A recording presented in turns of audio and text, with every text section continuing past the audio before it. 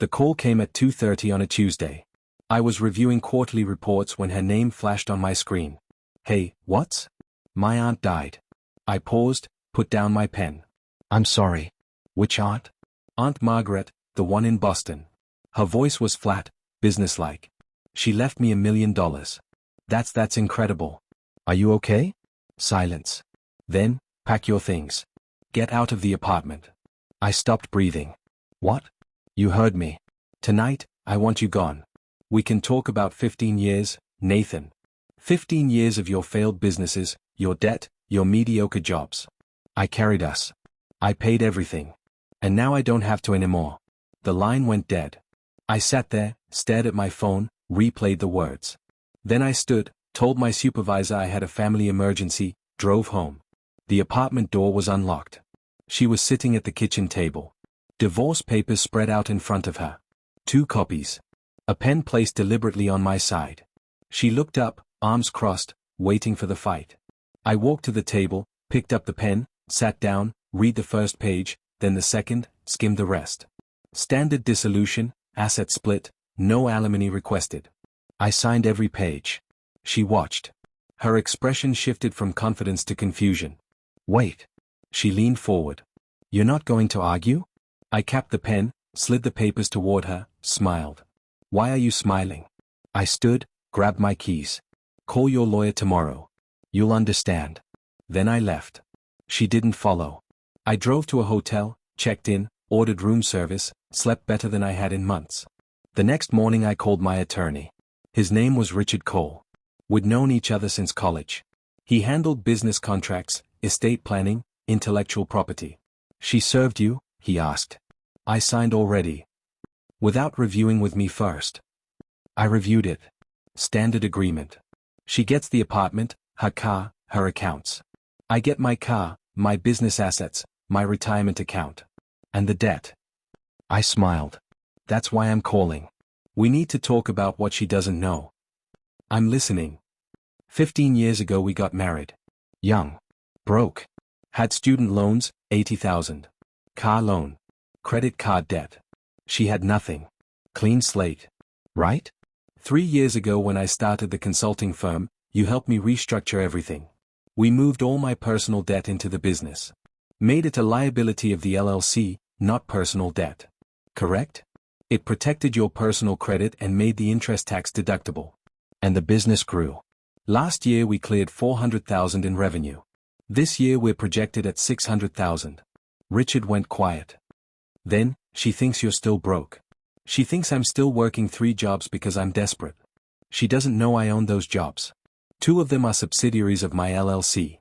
And the retirement account she's letting you keep? Currently holds $230,000.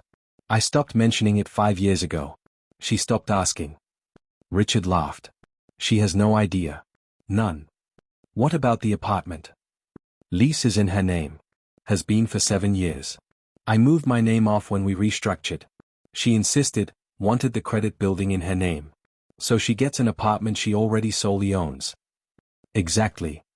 Nathan, this is beautiful. There's more. The inheritance, $1 million from her aunt. That's separate property. Received after marriage, but as a direct inheritance, it's not marital property in our state. Meaning? Meaning she gets to keep all of it. And I don't want a dime. It makes me look generous in court if this ever gets contested. Richard was silent for a long moment. When does she find out? Today. Her lawyer will run financial discovery. Pull tax returns.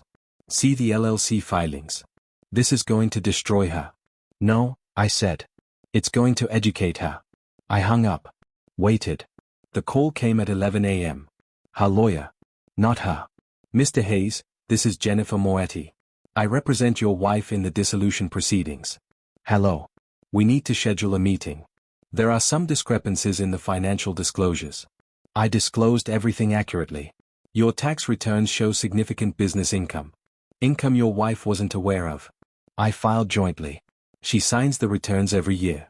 Silence. She signs them without reading them? Jennifer's tone shifted. Less confident. You'd have to ask her. Mr. Hayes, this changes the asset division significantly. We'll need to refile. The papers are signed. I'm not contesting anything. She gets what we agreed on. But I'm entitled to what I built. Which is exactly what I'm keeping.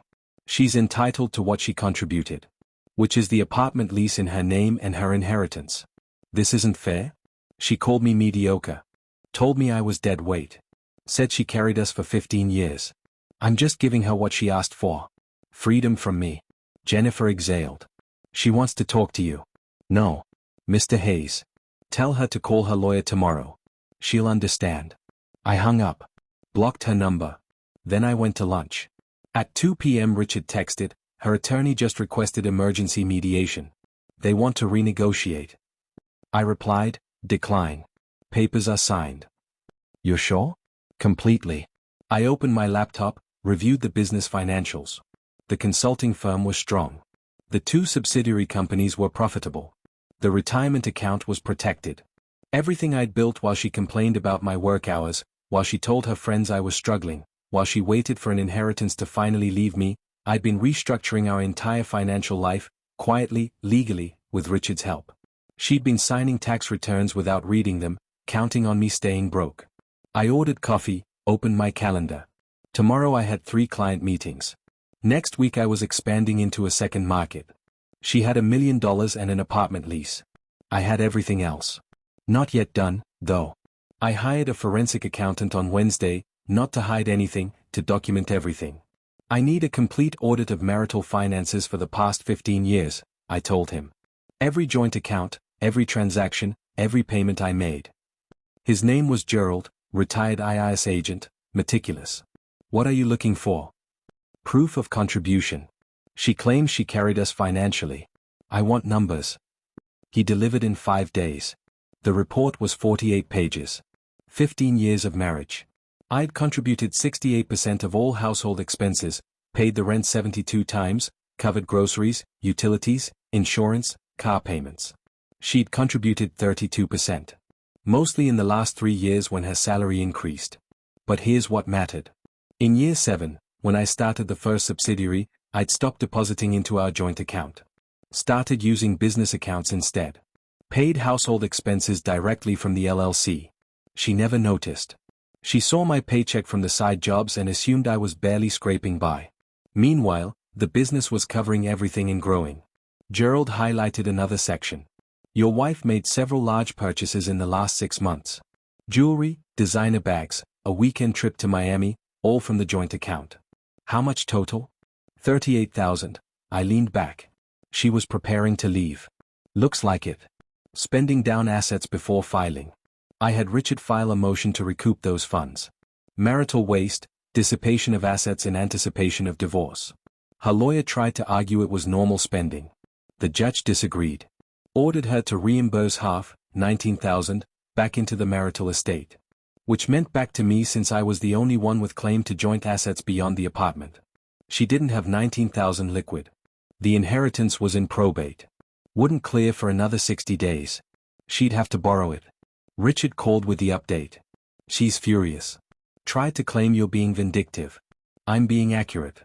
Her attorney asked again about settlement negotiations. What are they offering? She keeps the inheritance. You keep the business. She wants $40,000 from your retirement account to cover her legal fees and the reimbursement. Counter offer. She keeps the inheritance and the apartment. I keep everything else. No money changes hands. She'll never agree. Then we go to court. I have 15 years of financial records showing I built everything while she spent freely and complained publicly. Richard paused. You're really going to burn this down? She lit the match. You filed the counter. Her response came back in 2 days. Rejected. Fine. We scheduled the court date. I spent the next 3 weeks preparing. Organized every document, every tax return, every bank statement, every business filing. Richard compiled it into a trial binder. 3 inches thick. This is excessive, he said. The judge won't read all of this. I'm not taking chances. I also did something else. I contacted every mutual friend we had. 12 people. Sent a simple message. Going through a divorce. Not asking you to pick sides. Just want you to know I'm okay. If she said anything about me, feel free to ask for my side. 8 responded immediately. Supportive. Curious. 4 had already heard her version. That I was financially irresponsible. That she'd supported me for years. That I'd contributed nothing. I sent them each a summary. Not the full report, just highlights. My percentage of contributions. The business income. The retirement account. I never corrected her when she talked about money. I wrote. I let her believe what she wanted. That was my mistake. 3 apologized. Said they'd had no idea. 1, her best friend Claudia, didn't respond. 2 days later, Claudia called me. She's telling people you hid money from her. I filed joint tax returns. She signed them. She says you manipulated her. I built a business while working 3 jobs. She thought the jobs were desperation. They were diversification. Silence. Nathan, she's planning to fight for half the business. On what grounds? She supported you emotionally while you built it. Marital contribution. I smiled. Let her try. I hung up. Called Richard. They're going to claim sweat equity. Emotional support. Marital partnership. Do you have documentation of her involvement in the business? None. She never attended a meeting. Never reviewed a contract. Never met a client. I have emails where she explicitly told me to handle your business stuff because she wasn't interested. Forward those to me. I did. Richard added them to the binder. On the day of the hearing, I arrived early. Suit pressed. Documents organized. Calm. She arrived 15 minutes late. Jennifer beside her. Looking stressed. We didn't make eye contact. The judge called us forward. Let's make this simple, she said. Mrs. Hayes, you're requesting what specifically? Jennifer stood. Your Honor, my client requests 50% of the marital business assets, citing her support during the judge held up a hand. Was Mrs. Hayes involved in the business operations? Not directly, but did she contribute capital?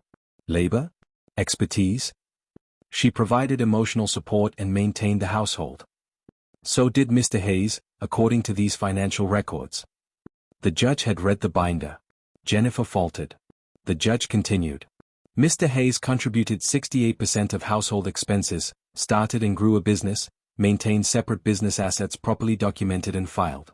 Mrs. Hayes signed joint tax returns acknowledging this income. I see no grounds for business asset division. She looked at me. Mr. Hayes, you're requesting. I keep the business, retirement account, and personal assets. She keeps the apartment, her inheritance, and her vehicle. No alimony. No further claims. Mrs. Hayes. My wife stared at me, then at the judge. This isn't fair.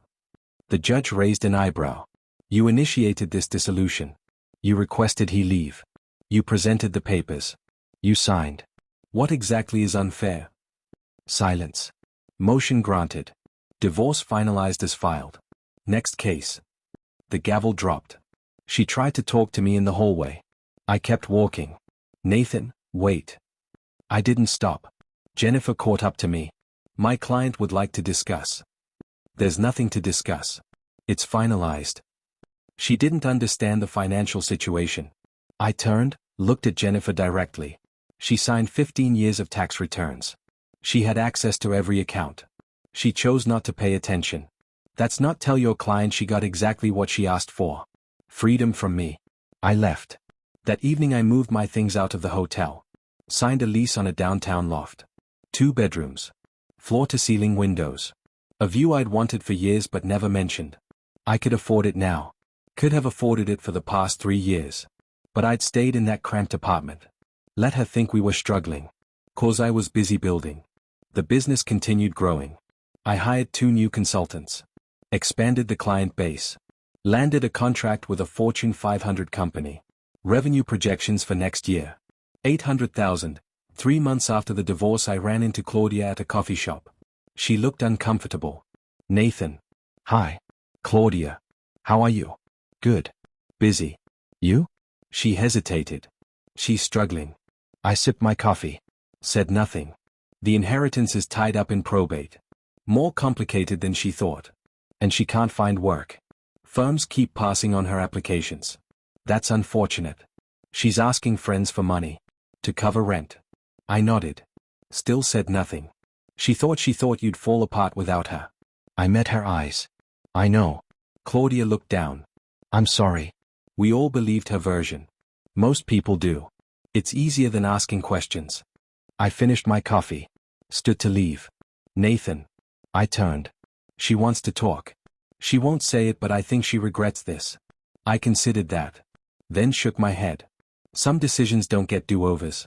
I walked out. Went back to the office. Had 3 meetings. Closed 2 new contracts. By the time I got home, I'd forgotten the conversation entirely. She'd wanted freedom. I'd given it to her. Now she had $1 million in probate, an apartment she couldn't afford, and the knowledge that she'd walked away from everything real. I had momentum. Almost time. 6 months post-divorce, her lawyer contacted Richard again. She's requesting a modification. Claims the divorce was signed under duress and financial misrepresentation. Richard laughed. On what grounds? She didn't understand the full scope of Mr. Hayes' assets. She signed tax returns. She had access to all accounts. We have documentation. She's claiming he intentionally obscured his income. Richard forwarded me the motion. I read it twice. She wanted the divorce reopened. Wanted half the business. Wanted spousal support retroactively applied. This is desperation, Richard said. She won't win. File a response. Include every signed tax return. Every joint account statement. Every email where she declined involvement in business matters. Already drafted. The hearing was scheduled for 3 weeks out. I prepared differently this time. I hired a business valuator. Had the LLC formally appraised. Current value, $1.2 million. I also pulled records on her spending during the marriage. The vacations she'd taken alone. The girls' trips. The designer purchases. All funded by joint accounts, which meant funded by me since I contributed 68%. Total, $93,000 over 15 years. I had Richard file a counter motion. If she wanted to reopen financials, we'd reopen everything. Including a claim for reimbursement of marital waste. Her lawyer withdrew the modification request 2 days before the hearing. But something else happened. I received a call from an unknown number.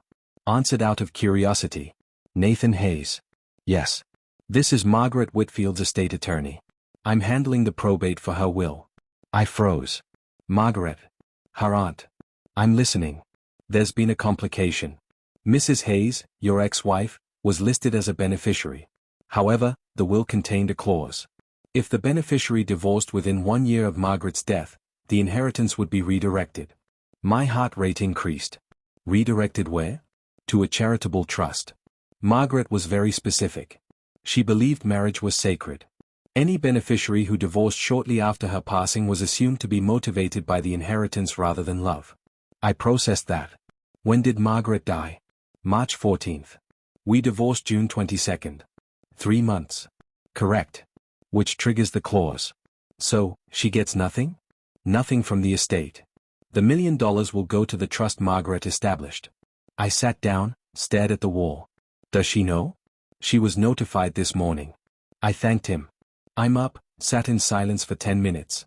Then I called Richard. You're not going to believe this. I told him everything. He was quiet for a long moment. Then, she divorced you to access money that no longer exists. Correct. And now she has nothing except an apartment she can't afford and no income. Correct. Nathan, this is inevitable, I finished. That evening Claudia called again. She's devastated. The inheritance is gone. She can't pay her legal fees. She's being evicted. I'm sorry to hear that. Can you help her? Just temporarily? No. Nathan, please. She made a mistake. She made a choice. Choices have consequences. I hung up, blocked the number. Some people bet everything on the wrong hand. She tried to contact me directly 3 months later, showed up at my office building. Security called. There's a woman here asking for you. Says she's your ex-wife. Tell her I'm unavailable. She's insisting. Tell her to leave or I'll file a restraining order. She left. Her life unraveled quickly after that. Evicted from the apartment. Moved in with Claudia temporarily. Then burned that bridge, too. Last I heard, she was working retail. Living in a shared house on the east side. The business hit $1 million in revenue 18 months post-divorce. I sold a minority stake to a private equity firm. Cleared $300,000 personally. Bought a house. Nothing excessive. Just something mine. Started dating someone new. A financial analyst who asked questions about my business and actually listened to the answers. One afternoon, I saw my ex-wife's number appear on my blocked call list. She tried 14 times in one day. I deleted the notifications. Richard called that evening. Her lawyer reached out. She's willing to sign a permanent waiver of any future claims in exchange for $15,000. Tell them no. Nathan, it would close the door permanently. The door is already closed. I don't pay people to accept reality. He chuckled. Understood. I never heard from her again. The business continued growing. I promoted 2 employees. Opened a second office. She'd wanted $1 million and freedom from a man she thought was failing. She got freedom. The money vanished. And the man she left built everything she'd assumed was impossible. Some lessons cost everything. I learned to build in silence. She learned that assumptions are expensive.